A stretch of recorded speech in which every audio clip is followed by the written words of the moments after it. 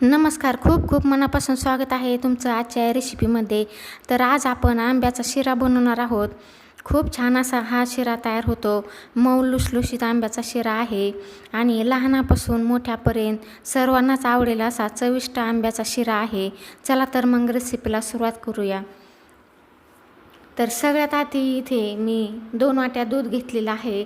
दुधामध्ये मी पाऊण वाटी साखर टाकलेली आहे आणि ही साखर आपल्याला विरघळून घ्यायची आहे. तर दूध मी गॅसवर ठेवलेलं आहे, कमी गॅसवर ठेवलेलं आहे. तोपर्यंत आपण कढईमध्ये रवा भाजून घेऊ. तर कढईमध्ये मी थोडंसं तूप टाकलेलं आहे. तुमच्या आवडीनुसार इथे तूप तुम्ही कमी जास्तसुद्धा करू शकता. जेवढं तुम्ही जास्त तूप इथे वापराल तेवढा तुमचा शिरासुद्धा छान असा तयार होणार आहे. तर तूप वितळल्यानंतर त्यामध्ये आपल्याला रवा टाकायचा आहे. तर इथे मी 1 वाटी रवा घेतलेला आहे. तर 1 वाटी रव्यापासून मी हा आंब्याचा शिरा बनवणार आहे. 1 वाटी रव्यासाठी मी 2 वाट्या दूध गरम करण्यासाठी ठेवलेलं आहे. तर इथे मी अजून थोडंसं तूप टाकलेलं आहे. लागन तसं इथे तूप आपल्याला टाकायचं आहे. तर छान असा आपल्याला 4 ते 5 मिनटं मंद आचेवर हा रवा भाजून घ्यायचा आहे. थोडासा सोनेरी रंग येईपर्यंत हा रवा भाजून घ्यायचा आहे. तर इथे पाहू शकता छान असा आपल्या रव्याला रंग आलेला आहे. तरीसुद्धा अजून थोड्या वेळ आपण हे भाजून घेऊ. आता यामध्ये आपल्याला दूध टाकायचं आहे. साखर विरघळून घेतलेलं दूध आहे.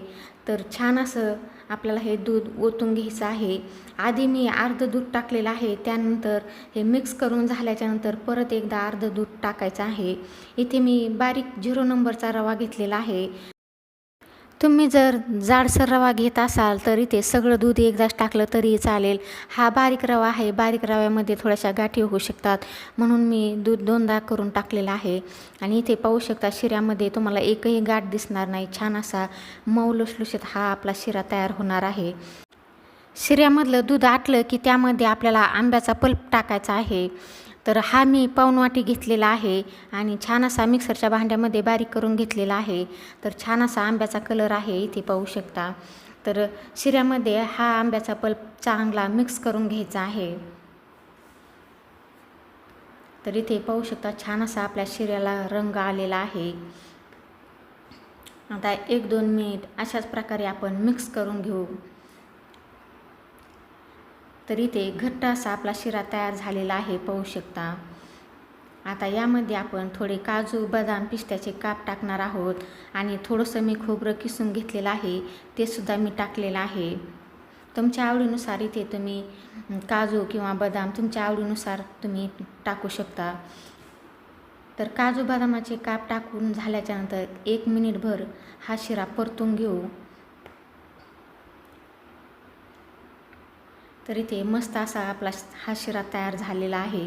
आता झाकण ठेवून फक्त 2 मिनिटे आपल्याला हा शिरा वाफवून घ्यायचा आहे. कारण बारीक रवा आहे त्यामुळे जास्त या शिऱ्याला वाफवण्याची सुद्धा गरज नाही. मोठा रवा असेल तर 4 ते 5 मिनटं मध्यम आचेवर हा शिरा वाफवून घ्यायचा आहे. तर इथे छान असा आपला हा शिरा तयार झालेला आहे पाहू शकता. कढईला सुद्धा चिटकलेला नाही. तर हा शिरा आपण एका प्लेटमध्ये काढून घेऊ. तुम्ही जर माझ्या चॅनलवर नवीन असाल तर व्हिडिओला लाईक करा, शेअर करा, सबस्क्राईब करा आणि कमेंटद्वारे कळवा की तुम्हाला ही रेसिपी कशी वाटली आणि हाईपचे पॉईंटसुद्धा नक्की द्या. तुम्ही ही रेसिपी कुठल्या गावातून किंवा शहरातून पाहता ते सुद्धा नक्की कळवा. तर इथे मी प्लेटमध्ये सगळा शिरा काढून घेतलेला आहे. पाहू शकता छान असा रंग आलेला आहे. छान असा आपला हा शिरा तयार झालेला आहे. आता त्यावरती थोडेसे काजू, बदाम आणि पिस्त्याचे काप टाकूया. थोडंसं खोबरं किसून घेतलेलं आहे ते सुद्धा टाकूया, म्हणजेच आपला शिरा दिसायलासुद्धा खूप छान असा दिसेल.